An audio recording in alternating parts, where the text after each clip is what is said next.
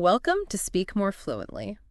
Ever been mid-conversation, things are going great, and then boom, your mind just goes completely blank. That word you need, it's just gone.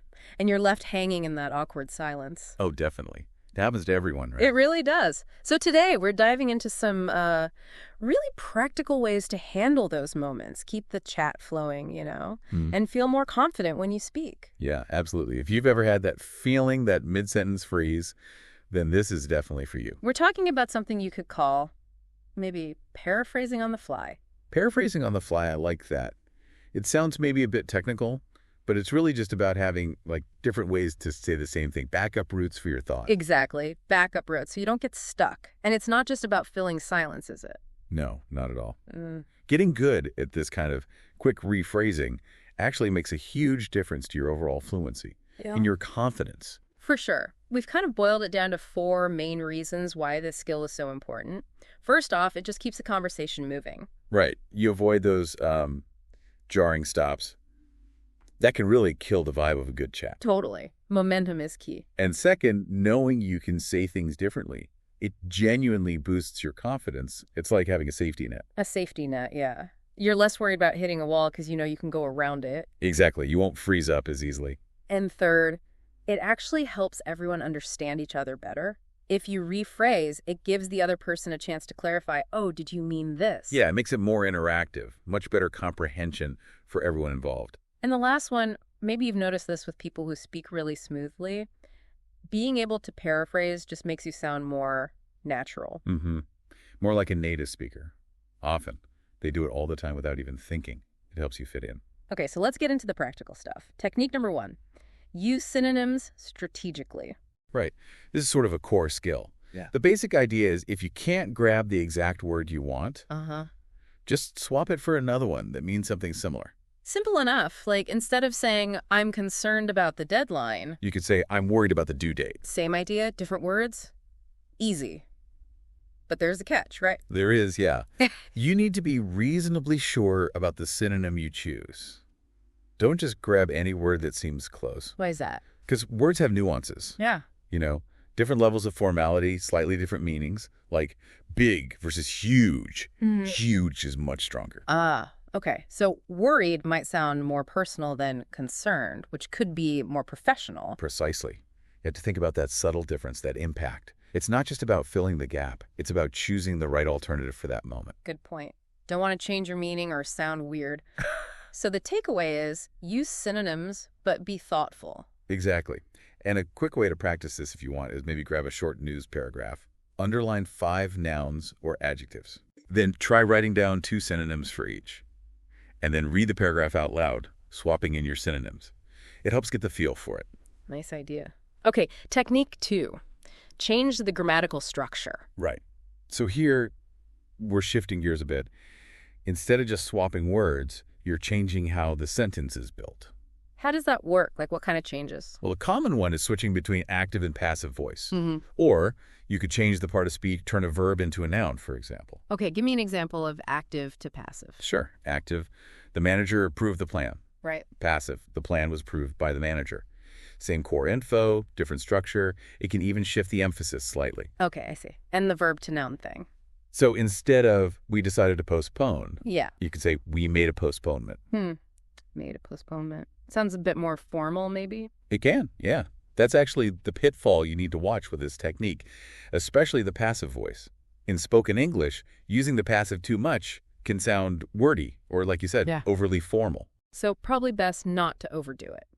Definitely use it sparingly. Though, are there times when that formality might actually be useful? Maybe. Good question. I suppose if you need to sound objective, like in a formal report or something. Or maybe delivering bad news gently. Could be. But yeah, you wouldn't talk like that with your friends over coffee. Definitely not. So how could someone practice this one? Maybe record yourself just talking about your day, your routine, then listen back.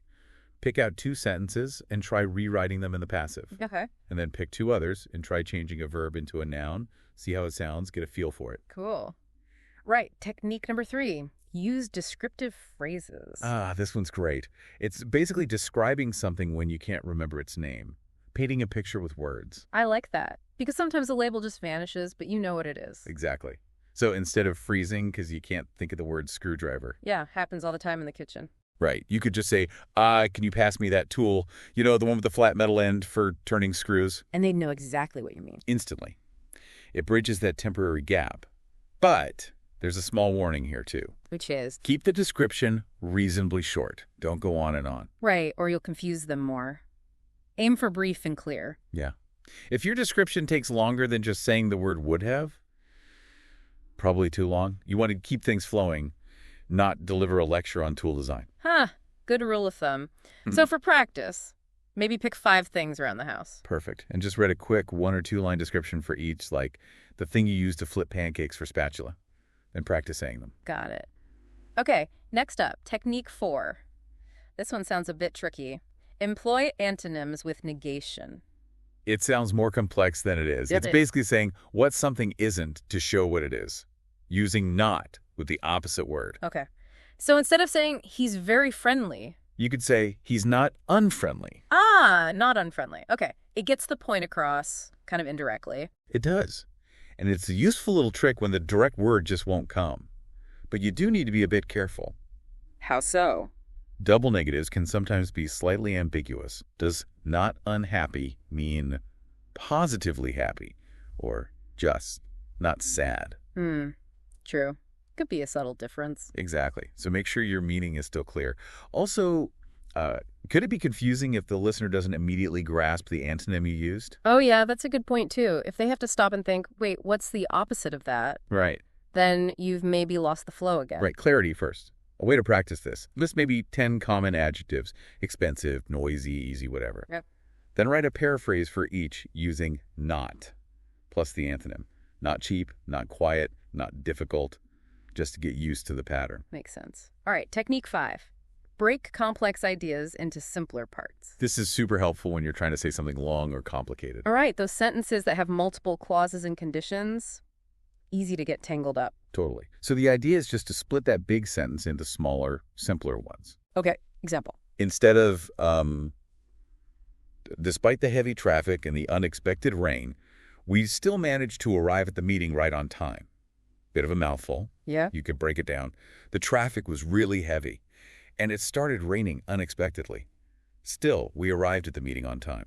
Much easier to follow, and probably easier to say without stumbling. Exactly. The only thing to watch here is don't make everything super short sentences, or it can sound a bit choppy. Right. Vary your sentence length still. Keep a natural rhythm. Precisely.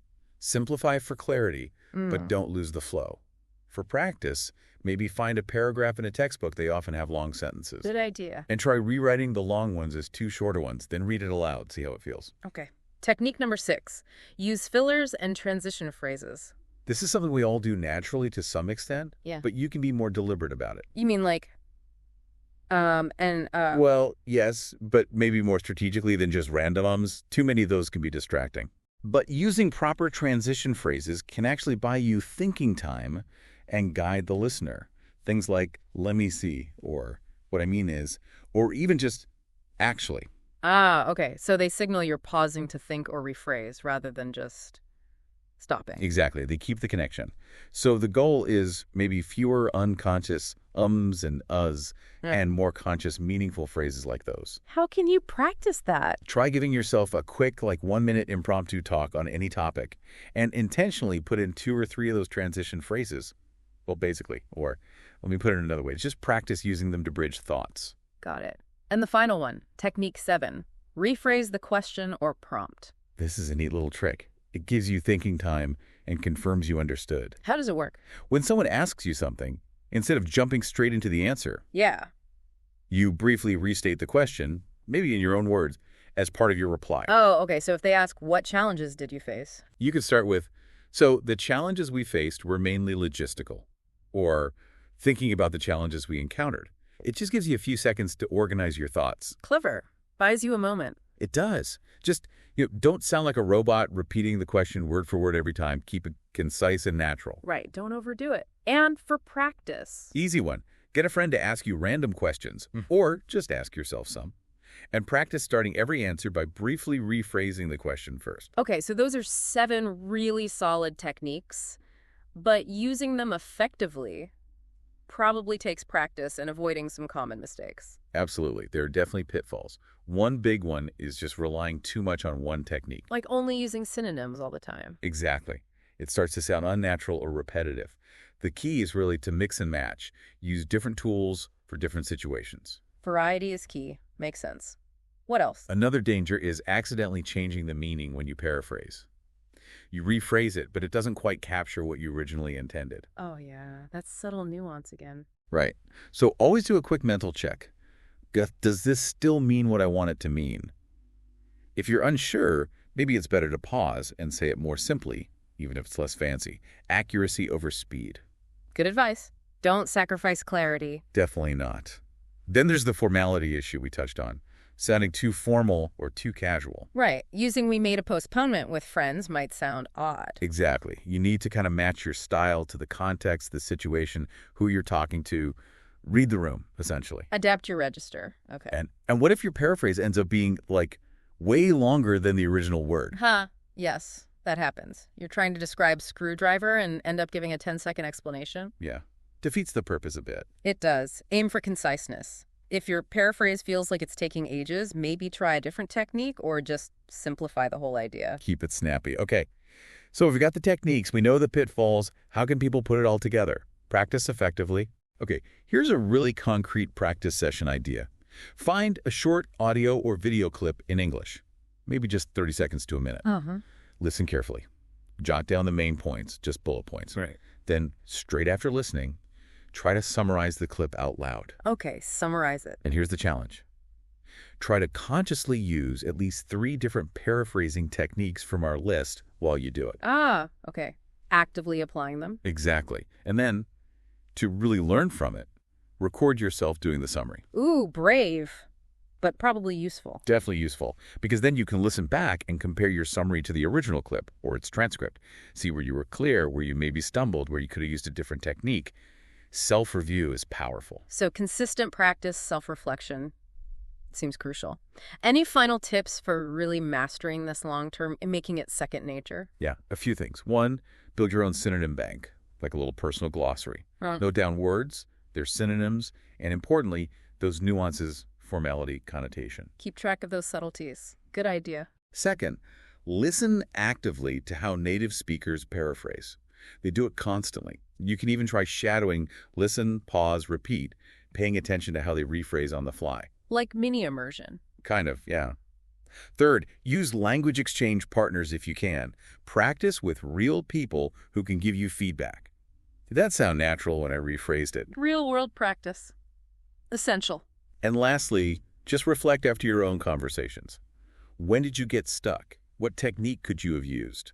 Thinking about it afterwards helps prepare you for next time. Those are fantastic, really practical tips. It's so clear, isn't it? Mastering this paraphrasing on the fly isn't just about avoiding awkward moments. No, it's fundamental. It really underpins fluent, confident speaking in general. It transforms those tricky spots from problems into, well, opportunities to show you can handle the language flexibly. Absolutely. You turn a potential freeze into a moment of fluent adaptation. So the encouragement for everyone listening is actively try these. Pick 1 or 2 that resonated today and consciously use them in your next conversation. Even just one.